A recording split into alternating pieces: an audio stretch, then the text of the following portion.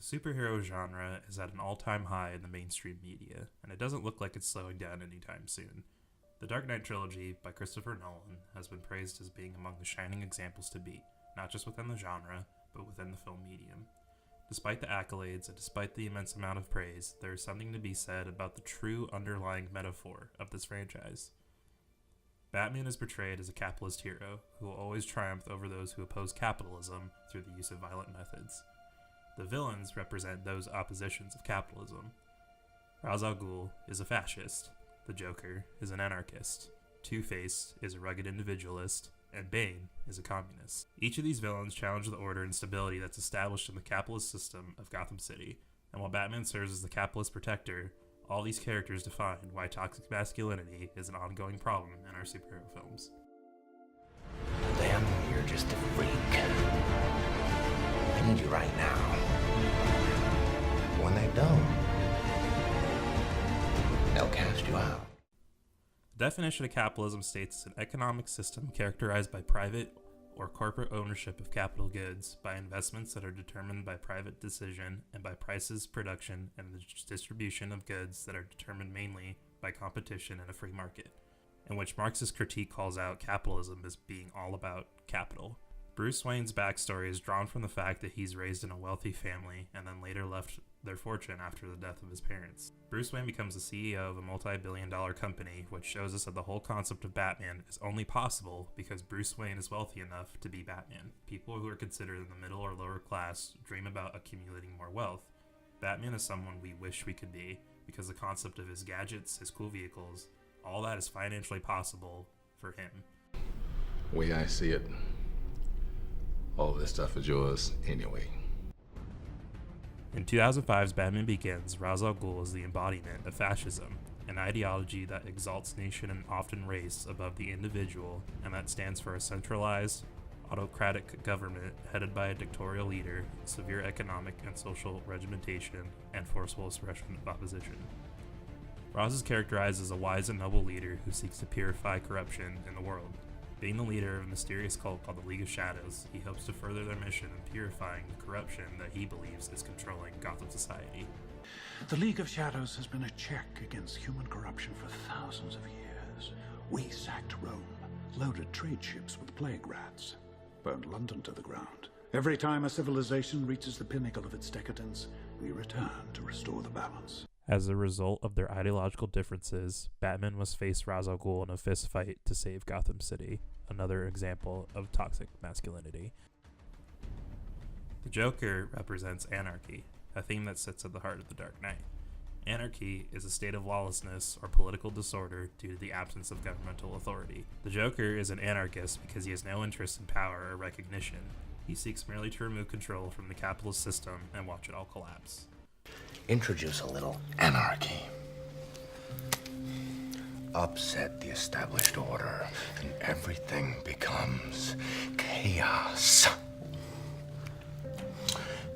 I'm an agent of chaos. Oh, and you know the thing about chaos? It's fear. Some men aren't looking for anything logical, like money. They can't be bought, bullied, reasoned, or negotiated with. Some men just want to watch the world burn. The chaotic nature of the Joker is a result of the capitalist society that created him. His theatrical style and existence are a direct consequence of Batman's presence in Gotham. This concludes with, once again, a fistfight between the hero and the villain in an abandoned construction site. The Dark Knight doesn't just deal with the anarchy in Joker, but it also shows the rise and fall of Harvey Dent as a rugged individualist. Rugged individualism is an ideology that romanticizes the individual who strikes out alone in pursuit of a goal not easily achieved, a goal that often involves risk and one that most people would not readily undertake. Much like Batman, Dent bends the rules of the justice system to take down Gotham's most dangerous adversaries. He shows no fear in prosecuting criminals that mean to kill him, and he never backs down from the mob despite their threats. Bruce envies Dent for this exact reason, because Dent is able to accomplish more than Batman ever could. That day that you once told me about when Gotham would no longer need Batman, it's coming.